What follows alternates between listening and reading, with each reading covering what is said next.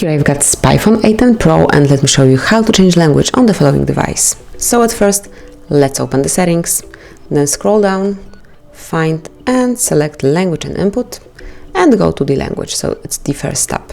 Now you can come along with the all list of languages included in this device, and then select the one that you like the most, that you would like to have your device in. Let me pick, for example, Croatian. And as you can see, the language have been already changed, so all the device is now in Croatian. Now if you would like to go back to the English, or if you would like to change language one more time, locate language and input icon, this is the one, the word icon, and then pick the first tab, which is for language, and now choose the one that you would like to have. I will pick English UK, and that's it. As you can see now, you've got your device in English back. So that would be all. This is how you can quickly and easily change language in your device in your Spiphone A10 Pro. Thank you for watching. Please subscribe our channel and leave the thumbs up.